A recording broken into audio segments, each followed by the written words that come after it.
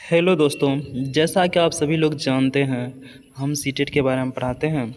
आज दोस्तों ये सीटेट का क्लास 6 है दोस्तों। सीटेट का ये आज क्लास 6 है आज।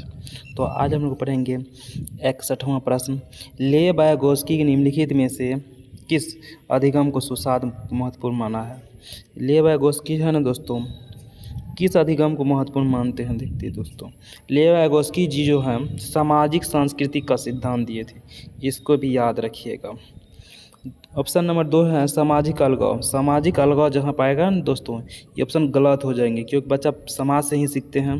बोल रहा समाज से दूर रखना है, तो ऐसे ऑप्शन गलत हो जाएंगे। ना तो इनाम देना बच्चे को, ना दंड देना है। बच्चे को दंड कभी नहीं देना है, कभी नहीं।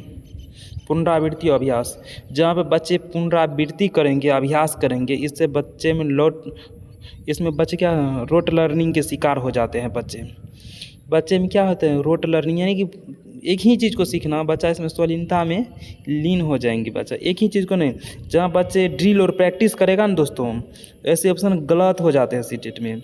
इसका राइट आंसर दोस्तों ए हो जाएंगे दोस्तों। इसका राइट आंसर ए। तो समझ गए होंगे दोस्तों।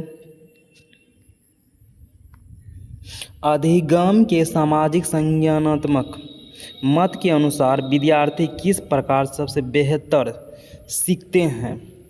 वयस्क की निष्क्रिय नकल। अब बोल रहा है कि जो जो हमसे बड़े हैं ना दोस्तों, उसके साथ अगर निष्क्रिय नकल करेंगे तो अधिक सीखेंगे। नहीं दोस्तों, यहाँ पे सक्रिय होना चाहिए, इसलिए ऑप्शन गलत हो जाएंगे। निष्क्रिय गलत होता है। अपने वातावरण से सक्रिय संलग्नता द्वारा। आगे बढ़ते हैं दोस्तों। व्यवहार के बाह्य अनुकूलन द्वारा। बाह्य है दोस्तों, बोल रहे व्यवहार के बाह्य अनुकूलन करेंगे सीखे। नहीं दोस्तों, ऑप्शन इसलिए गलत हो जाएंगे। असंदर्भिक जानकारी को कंठस्थीकरण, कभी भी कंठस्थ नहीं करना है दोस्तों, ऑप्शन गलत। इसका राइट आंसर दोस्तों बी हो जाएंगे। अपने वातावरण से सक्रिय संलग्नता से ही हम लोग दोस्तों सीखेंगे। इसका राइट आंसर दोस्तों बी हो जाएंगे।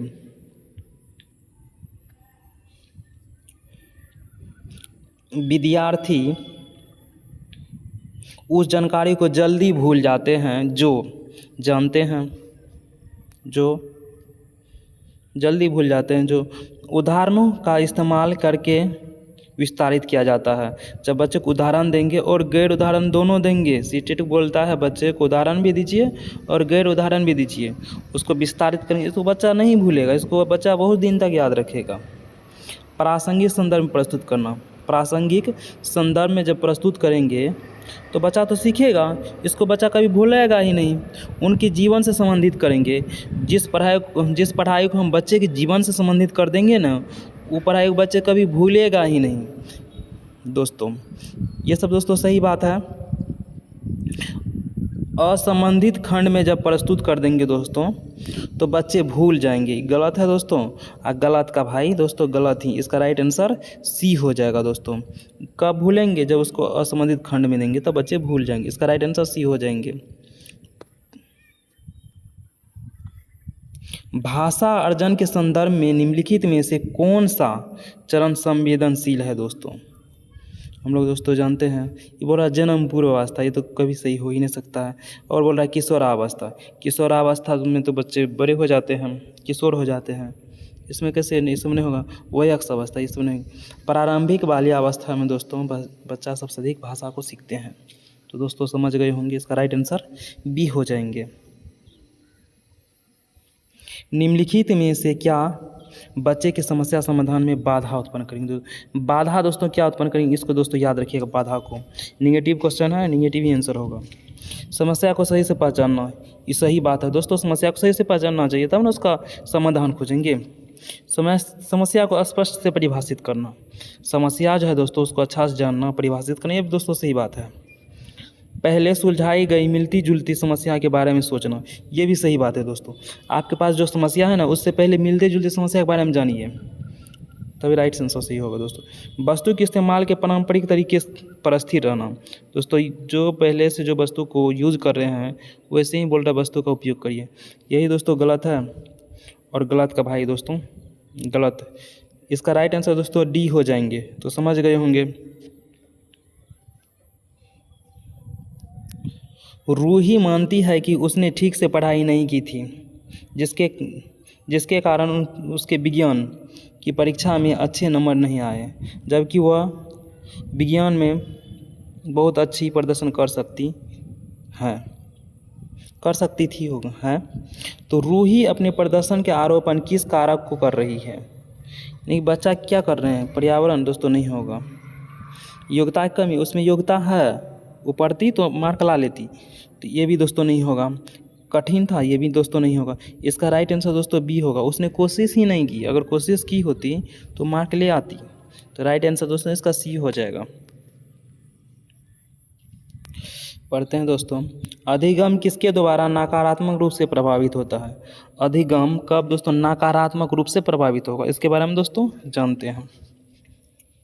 अध्यापिका द्वारा प्रदान पार, बच्चे को पार में क्या है? पार का अर्थ होता है हेल्प देना, मदद करना, संकेत देना बच्चे को। ये तो देना सही बात है। विद्यालय की मुद्रित समृद्ध परिवेश, ये दोस्तों सही बात है, बच्चे को देना चाहिए। समृद्ध परिवेश बच्चे को दीजिएगा अच्छा से। विद्यार्थियों की ज़रूरत अनुसार व्यक्तिगत रूप से दिए जा रहे अनुदेशन, ये भी दोस्तों सही बात है, देना चाहिए अनुदेशन बच्चे को। निराश की भावना बच्चे को कभी नहीं करना, इसका राइट आंसर दोस्तों 2 नंबर हो जाएंगे। निराश की भावना बच्चे को कहीं नहीं देना, इसका आंसर दोस्तों 2 नंबर सही हो जाएंगे। हम दोस्तों चारों ऑप्शन को दोस्तों सॉल्व करते हैं। दोस्तों पढ़ते हैं, निम्नलिखित में से कौन सा कथन कक्षा में सवाल पूछने के संदर्भ में सही नहीं है? दोस्तों याद रखिए दोस्तों, ये सही नहीं है दोस्तों, गलत क्वेश्चन है, इसका गलत ही आंसर होगा दोस्तों। विद्यार्थियों से प्रश्न उत्तर पूछने पर मुख्य उद्देश्य उनका परीक्षण करना है। नहीं दोस्तों, मुख्य उद्देश्य उसका परीक्षण करना नहीं है दोस्तों। आगे देखते हैं दोस्तों, विश्लेषणात्मक प्रश्न पूछने पर विद्यार्थी को समालोचना चिंतन में मदद मिलती है। ये बिल्कुल सही बात है। विद्यार्थियों को कक्षा में प्रश्न पूछने के लिए प्रोत्साहित करना चाहिए, ये भी दोस्तों सही बात है। बच्चे को प्रोत्साहित करिए कि तू ज़्यादा से ज़्यादा हमसे प्रश्न पूछो, ज़्यादा से ज़्यादा आंसर बताएंगे। बच्चे को कभी नहीं डराना धमकाना, कुछ भी नहीं है बच्चे को। वह प्रश्न का विवेचन और अनुप्रयोग पर आधारित होते हैं। उच्चतर स्तर श्रेणी के चिंतन कौशल को बढ़ावा मिलता है, ये भी दोस्तों सही बात है, ये भी सही बात है, ये भी सही। इसका गलत है दोस्तों, नहीं है, और नहीं राइट आंसर इसका ए सही हो जाएंगे दोस्तों, इसका राइट आंसर ए है। याद रखिएगा दोस्तों, इस प्रश्न का राइट आंसर ए हो जाएंगे। प्रभावी अधिगम के लिए विद्यार्थी की डैश भागीदारी की आवश्यकता होती है दोस्तों। बच्चे को कैसा होना चाहिए दोस्तों? पढ़ने टाइम पे बच्चे को निष्क्रिय कभी नहीं होना चाहिए, आंशिक कभी नहीं होना चाहिए, और विनम्र बच्चे को भी नहीं होना। बच्चे को क्या करना दोस्तों? एक्टिव रहना है, एक्टिव। पढ़ाई के टाइम पे टीचर को भी एक्टिव रहना है और बच्चे को भी सक्रिय रहना है। दोनों दोस्तों सक्रिय रहेंगे तभी पढ़े अच्छा से बच्चा सीखेंगे। अगर दोनों को दोस्तों सक्रिय रहना है, टीचर को भी बच्चे को भी। 70 नंबर दोस्तों लास्ट सवाल है, राष्ट्रीय शिक्षा नीति 2020 का बिंदु क्या है दोस्तों? इसके बारे में जानते हैं। कठोर पाठ्यक्रम दोस्तों, ये गलत हो जाए, कठोर नहीं होना चाहिए दोस्तों। परीक्षा की ओर उसके लिए सीखना दोस्तों, नहीं, परीक्षा के लिए हम लोग नहीं पढ़ाते हैं, बच्चे में जानकारी के लिए पढ़ाते हैं दोस्तों। आकलन के योगात्मक आकलन दोस्तों कभी भी सही नहीं होता है, क्योंकि दोस्तों योगात्मक आकलन बच्चे को मार्क देता है, अंक देता है, ग्रेड देता है और फेल पास करता है योगात्मक आकलन दोस्तों। ये आंसर कभी भी सही हो ही नहीं सकता है। इसका राइट आंसर दोस्तों बी हो जाएंगे, बहुभाषिकता और समग्र शिक्षा। इसका राइट आंसर दोस्तों 2 नंबर है। तो वीडियो को दोस्तों ख़त्म करते हैं। आइए, ये दोस्तों मेरा 6ठा क्लास था